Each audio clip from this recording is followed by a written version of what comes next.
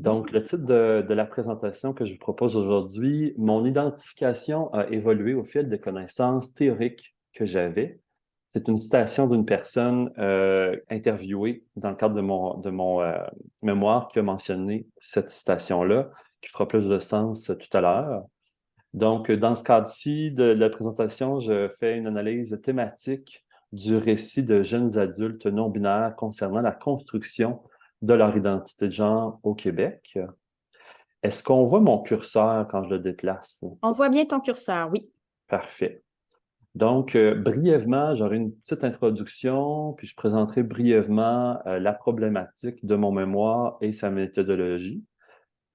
Je vais plutôt assez rapidement là, plutôt me concentrer sur le processus d'analyse que j'ai employé, qui est l'analyse thématique continue, que je résume ici brièvement là, les étapes que j'ai réalisées jusqu'à présent, parce que je suis encore en train de peaufiner mon analyse.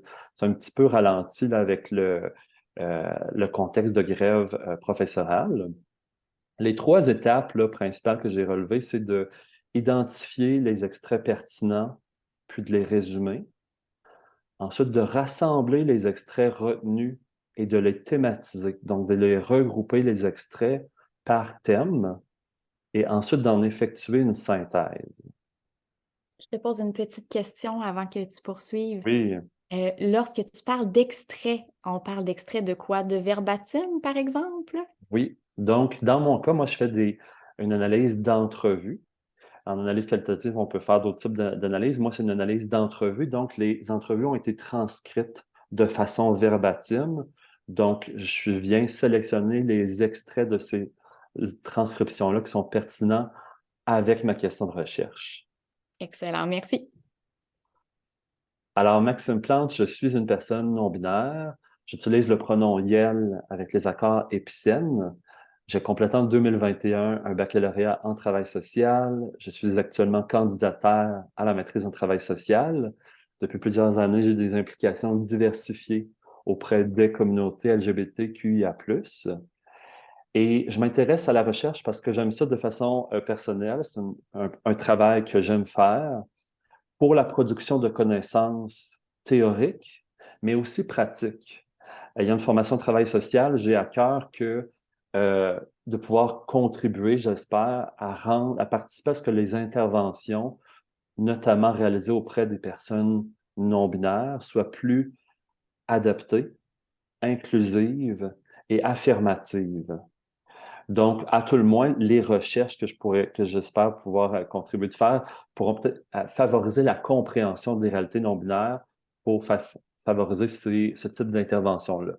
Donc, ça démontre l'interaction qu'il peut y avoir entre la recherche et l'intervention. Je vous invite à me suivre sur LinkedIn et sur ResearchGate. Donc, jeunes adultes non-binaires, expériences associées à la construction de leur identité de genre. Euh, c'est le titre de mon mémoire qui est co-dirigé par Kevin Lavoie et Annie Fontaine. Quelques mots de lexique avant d'entrer dans le concret du sujet. Une personne cisgenre, c'est une personne dont le sexe assigné à la naissance, dont le sexe qui est mentionné sur le certificat de naissance correspond à son identité de genre. Est-ce que ça correspond à ce qu'elle s'identifie comme une femme, un homme, une personne non-binaire? Donc, ouais, fait que c'est une personne de ce genre, le sexe correspond à l'identité qui est assignée à la naissance. Tandis qu'une personne trans, c'est une personne dont l'identité de genre ne correspond pas à l'identité ressentie, le sexe assigné à la naissance. Dans le cadre de ma présentation, personne trans va spécifiquement faire référence aux personnes trans binaires, donc aux hommes et aux femmes, aux hommes trans et aux femmes trans. Une personne non-binaire, c'est aussi une personne dont le sexe assigné à la naissance ne correspond pas à son identité de genre, mais dont l'identité sort de la binarité homme-femme. Donc, ça peut être une personne qui s'identifie comme homme et comme femme, ou encore une personne qui s'identifie entre les deux, ou encore qui a une identité autre, telle que agent, gender fluid, gender queer. ou encore dont l'identité est fluide et fluctue en différentes options. Quelques éléments de problématique qui justifient la pertinence de mon projet de recherche. Tout d'abord, au niveau scientifique, on observe un intérêt récent et grandissant envers la recherche sur la pluralité des genres, que ce soit au Québec ou ailleurs.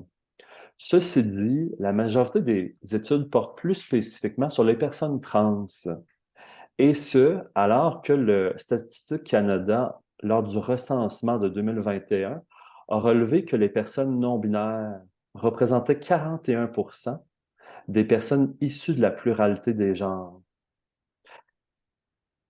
De plus, lorsque les personnes non-binaires sont étudiées, les échantillons les combinent souvent à des échantillons de personnes trans, ce qui fait du sens dans bien des occasions, mais il n'en reste pas moins qu'on est susceptible de vivre des expériences distinctives, notamment lors de la construction de notre identité de genre. Au niveau social, donc là, pour question technique, là, j'ai mes notes ici sur papier, fait que si vous me voyez baisser mon visage, là, c'est que je fais référence à mes notes. Parfait. Puis, à nouveau, tu m'interromps aussi souvent que nécessaire, Anne-Marie. Excellent. L'hétérocisnormativité que j'ai évoquée précédemment, euh, c'est un contexte socio-culturel qui amène beaucoup de conséquences, notamment pour les personnes non-binaires, puisque ce contexte-là normatif, ce contexte-là, ce système narratif-là, euh, présume que l'ensemble de la population est hétérosexuelle ou cisgenre. De ça découlent ou est fortement susceptible de découler plusieurs violences basées sur l'identité de genre, comme la transphobie, ou encore des violences liées à l'expression de genre, comment une personne s'habille, se comporte, par exemple, ou encore sur l'orientation sexuelle, comme l'homophobie. C'est aussi un contexte normatif, narratif, qui vient invisibiliser les identités non-binaires et qui peut contribuer à la détresse psychologique qui est fortement documentée chez les personnes non-binaires et qui, à certains égards, est encore plus importante que la détresse psychologique, que celle des personnes trans, que ce soit au niveau de l'automutilation, la détresse psychologique active ou les tentatives de suicide. On est en travail social. Il y a aussi une pertinence pour le travail social à cette thématique-là. On observe une augmentation du nombre de personnes en questionnement face à leur identité de genre. Donc, l'accompagnement, que ce soit au niveau du questionnement ou de l'affirmation de son identité, est appelé à augmenter. Ceci dit, la connaissance limitée des professionnels en travail social peut apporter des préjudices qui sont documentés envers les personnes non binaires et qui peuvent participer à la sous-utilisation des services par les personnes non binaires qui en ont gravement besoin, comme je l'ai soulevé. Euh, Puis il y a bien des données quantitatives qui relèvent que les personnes non-binaires font davantage face à des barrières d'accès aux services de soins, de services sociaux et de santé que les personnes trans. Alors qu'on sait que déjà que les personnes trans, ils font face énormément. Mhm. Quelques éléments de méthodologie maintenant. Ou plutôt, cette problématique-là là, m'amène à la question de recherche. Comment les jeunes adultes non-binaires vivent les expériences associées à la construction de leur identité de genre, dans le but de relever les expériences qui sont associées à la construction de leur identité de genre, mais aussi de découvrir la signification et les répercussions que ces personnes attribuent à ces expériences. Quelques éléments de méthodologie maintenant. Donc, moi, je procède à une analyse secondaire de données, ce qui veut dire que j'ai la chance de pouvoir m'appuyer sur des entrevues qui ont précédemment été menées dans un autre projet de recherche. Dans ce cas-ci, c'est celui du projet Sa vie LGBTQ, qui est dirigé par Martin Blais, Isabelle Côté, Hélène Chamberlain. Les Des trois, sommités dans ce domaine-là, quand même. Oui, merci de le soulever. En effet, on leur doit beaucoup. Donc, c'est avec reconnaissance que je m'appuie sur leurs données, leurs entrevues.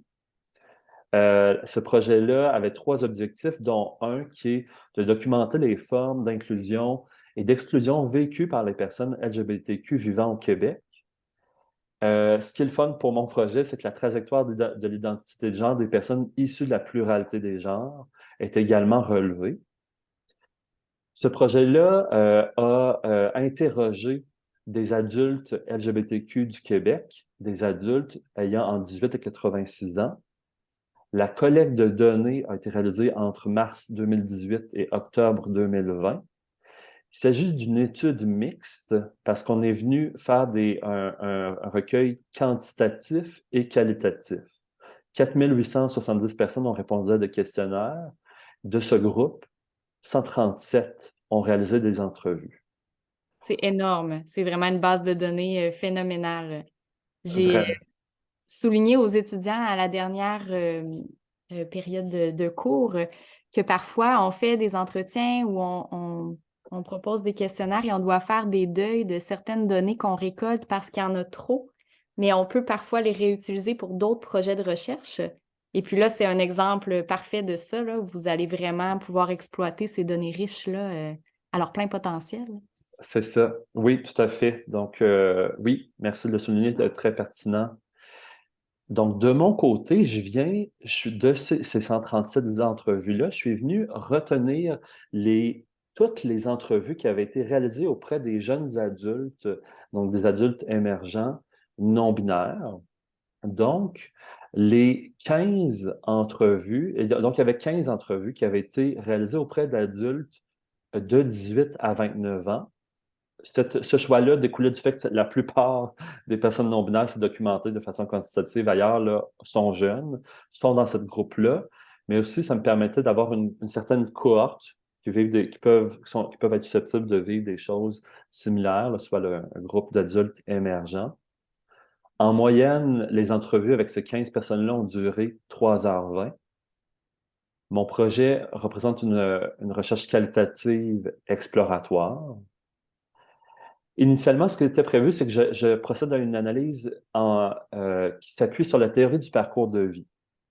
Là, pour différentes raisons, on est en train d'envisager de peut-être plutôt se retourner vers un plan conceptuel, donc de simplifier le cadre théorique, théorique qui était prévu. Ce qui fait que d'ailleurs, les résultats que je vais évoquer plus loin ne feront pas écho à des concepts de la théorie du parcours de vie tellement. Est-ce que c'était trop ambitieux, la théorie du parcours de vie?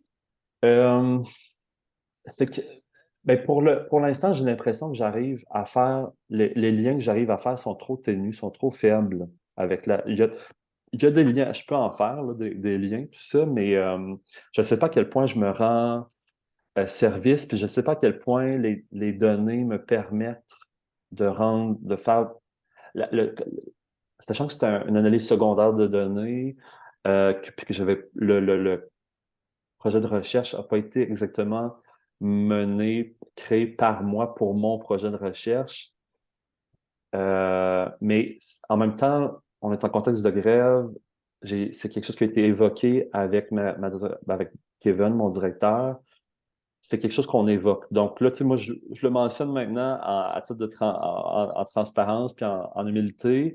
Peut-être qu'il y a plein de liens que je ne vois pas encore. Tu sais, je suis novice encore en recherche. Euh, Fait que c'est là où j'en suis dans ma réflexion là-dessus. On peut souligner que la recherche qualitative, définitivement, il y a des réajustements au fil du parcours, puis des fois, on avance sur une idée, on recule un peu, on se réajuste, puis on poursuit, puis c'est normal, puis c'est sain aussi, là. Oui, puis c'est ce qui se reflète entre autres dans ma question de recherche qui continue encore à se préciser ou se peaufiner. Super. Merci pour les précisions. Donc, je ne le présenterai pas en détail, mais ce qui est le fun avec l'échantillon auquel j'ai pu avoir accès grâce au travail du projet Sa vie LGBTQ, ce projet-là avait fait des efforts conscients et engagés à diversifier son échantillon, que ce soit au niveau de l'orientation sexuelle, au niveau des origines ethnoculturelles ou des expériences de racisation, mais aussi de recueillir des personnes qui avaient déjà vécu en dehors des régions métropolitaines qu'il y avait une diversité au niveau des revenus, des niveaux de scolarité et des expériences d'handicap. Donc, ça fait que c'est le fun, ça a apporté une belle richesse, cette Vraiment. diversité-là. Je le souligne, j'en profite pour le souligner, là, il y a une grosse force dans ce que j'observe là, notamment les gens qui vivent hors de la région métropolitaine. C'est rare qu'on va à leur rencontre. Pas juste eux, là, plein d'autres personnes dans ce groupe-là, mais bravo. Bravo, projet Sa vie Légère. Moi, j'ai la chance de pouvoir bénéficier de ça. Alors, on arrive maintenant au cœur de ce qui nous rassemble aujourd'hui, soit de décrire le processus d'analyse que j'ai employé. Donc, moi, j'ai réalisé une analyse thématique continue. Avant de rentrer dans le détail de ce que c'est l'analyse thématique continue, je trouve important de souligner qu'il y a plusieurs bonnes façons de faire de l'analyse qualitative. Moi, j'ai retenu cette méthode-là parce que ça me paraissait pertinent pour mon projet. De un, c'est une méthodologie qui est recommandée, qui est plus particulièrement recommandée pour les personnes qui débutent en recherche, euh, qui est aussi recommandée pour les projets avec des plus petits échantillons. Puis, pourquoi j'ai spécifiquement choisi l'analyse thématique continue, on va voir la différence tout à l'heure, c'est que je voulais beaucoup de liberté dans mon analyse pour pouvoir bonifier la thématisation, bonifier le regroupement des extraits de thèmes jusqu'à la toute fin du processus d'analyse. Puis je voulais faire une analyse fine des thèmes. Donc, ça demande plus de temps, typiquement, faire ce type d'analyse-là. Mais moi, c'est ce que je souhaitais faire parce que j'avais précédemment beaucoup aimé cette méthodologie-là lors de 3 analyses que j'ai menées à titre d'auxiliaire de recherche dans d'autres projets de recherche. Aussi, c'est que moi, je fais une méthodologie inductive plutôt que ou qui se rapproche d'une méthodologie inductive plutôt que déductive.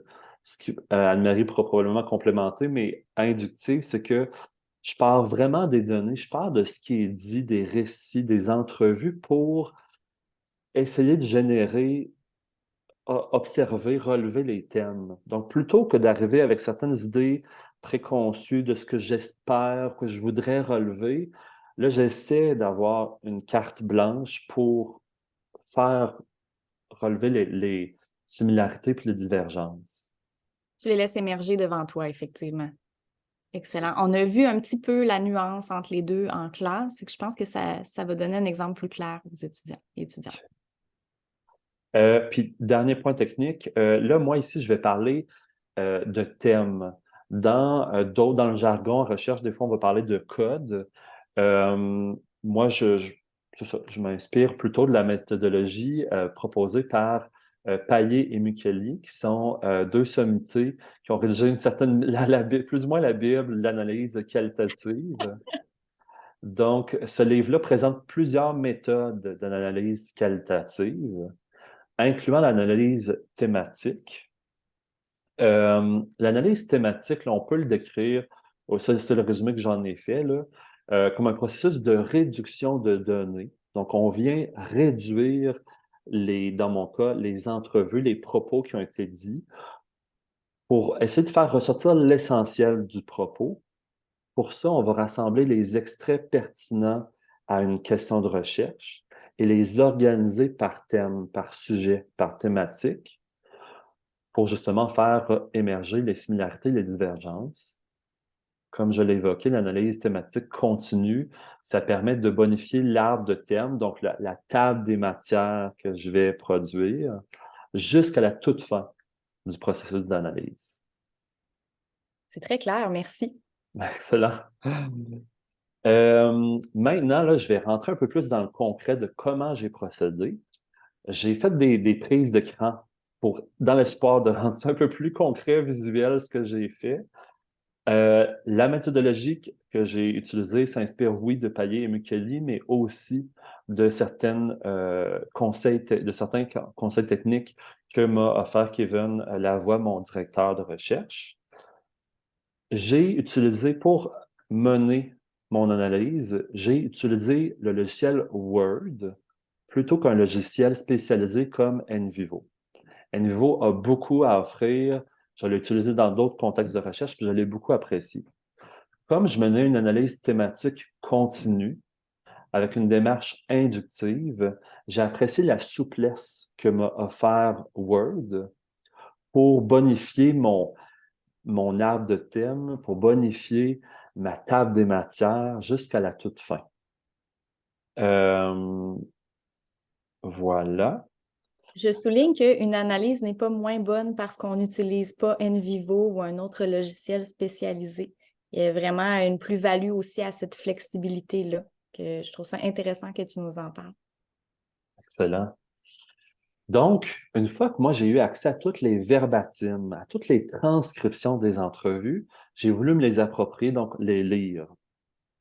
Comme je n'avais pas mené les entrevues, j'ai aussi choisi d'écouter l'enregistrement pour m'approprier le contenu, ce qui a été dit et comment ça a été dit. Euh, voilà, c'est particulièrement utile dans un contexte d'analyse secondaire de données, comme mon projet de recherche. Donc, la première étape que j'appelle, donc ici, on voit une portion des transcriptions. Moi, mes transcriptions, là, toutes rassemblées des 15 personnes, ça faisait 700 pages. Donc, on voit ici un petit extrait. La première étape que j'ai effectuée, c'est de lire les entrevues, les écouter et d'identifier les extraits qui sont pertinents pour ma question de recherche. On voit ici là, un extrait qui m'apparaissait pertinent face à ma question de recherche, que j'ai que j'ai souligné en bleu ici, et que j'ai tâché de résumer dans une bulle commentaire. Donc, faire le résumé de ce qui est dit m'apporte plusieurs bénéfices.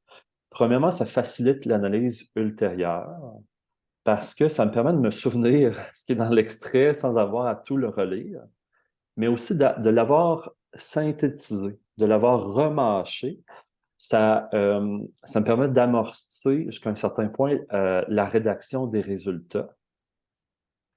Donc là, je n'applique pas de termes, je n'essaie pas de mettre un code, mon objectif est descriptif à cette étape-là. Je veux relever ce qu'on voit et qui est pertinent pour ma question de recherche. À gauche, là, petite question technique, là, c'est simplement ma table de matière qu'on voit ici, on voit, ça, c'est les pseudonymes. On voit l'entrevue de Frédéric, Louis et Fanny. Puis là, on voit les différentes portions des deux entrevues qui ont été réalisées avec Frédéric, parce qu'il y avait toujours deux entrevues qui étaient réalisées avec les personnes participantes. Donc, ça, c'est ma première étape que j'appelle identifier et résumer les extraits pertinents. La deuxième étape que j'ai réalisée, donc une fois que j'ai lu les 700 pages d'extraits, de transcription, là, j'ai voulu conserver seulement que les extraits qui étaient vraiment pertinents pour ma question de recherche. Donc, je suis venu j'ai fait copier-coller de ces extraits-là dans un autre document qui m'a amené un document de plus ou moins 100 pages. Euh, Où est-ce qu'on voyait les extraits? Voilà, donc le processus de réduction de données, comme le soulève Anne-Marie, l'entonnoir qui tranquillement, là, oups, pardon, Ça prend forme tranquillement. ouais, De 100 pages à 100 pages, déjà, on sent qu'il y a un travail important qui s'est fait. D'élagage. c'est ça. Donc là, j'ai refait comme une remise en page, si on veut, là, de l'extrait. Donc, on voit ici le même extrait, cet extrait-là qui est en bleu, qui est maintenant ici, que j'ai copié. Je lui ai attribué le prénom de la personne, son âge, puis le pronom qu'elle utilise, question de faire les bons accords, dans mon résumé d'extrait que j'avais ici, que je suis venu coller ici. Donc, cet extrait-là vient résumer ce qui est mentionné ici. Et là, j'ai essayé de résumer encore plus en une phrase. C'est quoi l'essentiel de ce résumé-là qui résume cet extrait-là? Tout ça pour, comme je l'ai mentionné précédemment, faire ressortir l'essentiel du récit, qu'est-ce qui est dit, puis éventuellement faire un rassemblement par thème. Petite pause technique, j'ai attribué un titre de niveau 4 à cette phrase résumée-là. C'est un des beaux avantages de Word pour pouvoir transcrire. Tu sais, quand on fait un travail d'écrit, des fois, on peut faire une table des matières au début du document. Ben, c'est comme ça que j'ai procédé pour créer les thèmes, rassembler les idées par thème. Donc, la question technique, c'est que si vous voulez faire une chose similaire, là, c'est simplement dans Word d'aller sélectionner le niveau titre. Et ça, à force de faire ça, donc moi, j'ai appliqué une phrase résumée pour chacun des extraits. Donc, j'ai plein d'extraits. Et c'est ce qui tranquillement m'a amené à avoir une table des matières. Une table des matières fait peut-être comme 6 pages, là, 6, 7 pages. Donc, on envoie une portion ici. On voit les niveaux de titre 1, 2, 3, 4. Et on Donc, voit que tranquillement, tu arrives à regrouper sous des grandes thématiques plusieurs témoignages. c'est ça. Donc, moi, j'ai procédé de façon très fine, tu sais, chacun des extraits. C'est probablement pas si commun que ça de procéder comme ça, mais moi, j'avais envie de fonctionner de cette façon-là. Donc, d'avoir une phrase qui résume chacun des extraits, ça m'a permis éventuellement, de faire ce que j'appelle jouer au casse-tête, de rassembler, de faire le puzzle pour rassembler au Tetris, peut-être, non, non, casse-tête, en tout cas, de, de faire des essais pour rassembler les extraits par thème. Ce processus-là, c'est un processus statique cérébral qui est le fun, qui est stimulant, mais qui peut être aussi fatigant. Ce processus par essai et erreur, bien qu'il n'y ait pas exactement d'erreur, c'est plus des essais. Euh, Ça implique aussi plusieurs relectures de ces résumés, mais de ces extraits, pour pouvoir s'assurer qu'on rassemble des idées qui sont bel et bien similaires. Je ne sais pas pour toi, mais moi, les participants et participantes de mes projets de recherche deviennent un peu comme mes amis à ce Mm. moment-là. On les lit tellement, on arrive à comprendre mieux leur quotidien, leur vécu, on les connaît, on oublie leur vrai nom, mais leurs pseudonymes sont super présents dans nos têtes. Ils sont vraiment avec nous pendant cette période-là. C'est très intensif, là. Oui, c'est exactement l'expérience que j'ai eue. Puis justement, pour me familiariser encore plus avec le contenu, ben là, je ne l'ai pas expliqué tout à l'heure, mais je suis venu tu sais, là, j'avais tout d'abord souligné un extrait. Là, je suis venu encore dans un processus de réduction de données, je suis venu sélectionner des portions de l'extrait pour, parce que pour faciliter la lecture de la centaine de pages par mon équipe de direction, puis aussi pour leur démontrer que ce que je résume, je peux vraiment le démontrer. C'est appuyé par des citations. Tout à fait. Puis aussi, lors de la diffusion des connaissances, quand je fais le résumé, ben, d'avoir des extraits, des citations, ça peut venir bonifier la présentation. Définitivement, on aime ça pouvoir exemplifier. Donc, on arrive là. Donc, une fois que j'ai fait tout ce casse-tête-là, là, qui à nouveau prend un certain temps, là, prend un investissement, euh, dans un but à nouveau de réduire, synthétiser, j'aime ça me faire un tableau pour essayer de faire ressortir les thèmes les plus importants. Donc, dans l'analyse que moi j'ai menée pour mon mémoire, il y a 5 thèmes principaux qui sont survenus dans l'analyse préliminaire que je fais dans mon projet de mémoire. J'insiste sur le préliminaire puisque, bien que j'ai eu des commentaires, des compliments sur mon analyse, ça n'a pas été encore présenté à mon équipe de direction. Donc, j'insiste sur le préliminaire. Donc, il y a 5 thèmes principaux qui sont survenus, 5 thèmes auxquels j'ai accordé un titre de niveau 1, là, pour, si vous vous rappelez, la table de matière. Puis ici, ce sont des thèmes auxquels j'avais accordé des titres de niveau 2. Excellent. Donc, Dans le cadre de leur travail de recherche, le groupe doit identifier un grand thème et quelques sous-thèmes, mais quand on mène une recherche de plus grande envergure, ben là, ça se juxtapose, puis après, on fait des liens entre nos thèmes aussi. Donc, c'est super intéressant de voir ce tableau. excellent, ben merci. Puis là, sans présenter les résultats détaillés, ce que j'aimais pas de cette façon, ça m'a été utile de faire des tableaux dans bien d'autres contextes de recherche. Mais là, dans ce contexte-ci, je trouvais que ça ne me rendait pas exactement service parce que je me suis dit que ça pouvait être interprété comme d'une façon séquentielle et chronologique. Alors que c'est plutôt un processus très dynamique que j'ai observé dans la construction identitaire, ce qui m'a plutôt amené à vouloir résumer ça par un schéma que j'ai résumé ici. Donc, on a la personne qui a une identité de genre non-binaire qui se construit à travers un contexte hétéro-cis-normatif. Et ce contexte-là est transversal, a une influence sur chacun des thèmes, sur chacun des groupes d'expériences que j'ai relevés dans la construction de l'identité, puisque donc les personnes ont mentionné vivre des malaises par rapport aux rôles et aux identités assignées par l'hétérocisnormativité. On mentionnait vivre des questionnements par rapport à l'identité qui avait été assignée, mais aussi par rapport aux identités de genre non binaire. L'accès à des modèles alternatifs à l'hétérocisnormativité a été très important dans la construction, ou plutôt a été mentionné à plusieurs reprises par plusieurs personnes. Donc, accéder, par exemple, à avoir des contacts avec d'autres personnes LGBTQIA+, est venu euh, vraiment faciliter, là, est venu participer grandement à la construction de l'identité.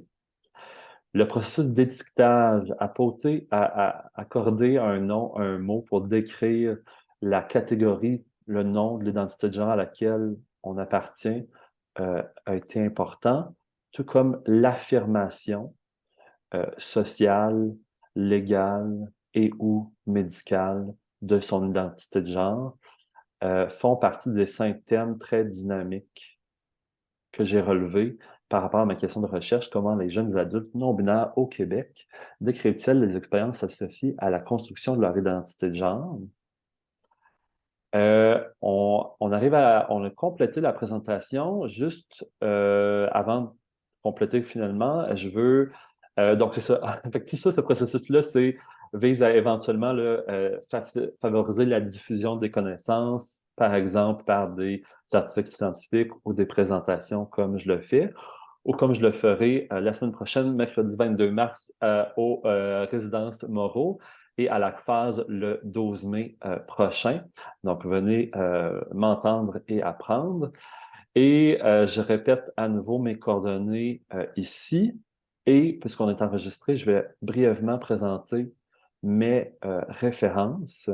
Donc, au cas où vous étudiez un sujet similaire, ça pourra peut-être vous être utile. Mes remerciements chaleureux pour cette présentation tout à fait pertinente. Moi, j'aurais envie d'en entendre encore plus, honnêtement. Je trouve très intéressant, la démarche présentée ressemble au type de démarche que moi je mène aussi, donc ça faisait beaucoup écho à mon expérience et à ce que j'ai tenté de transmettre dans la classe aussi.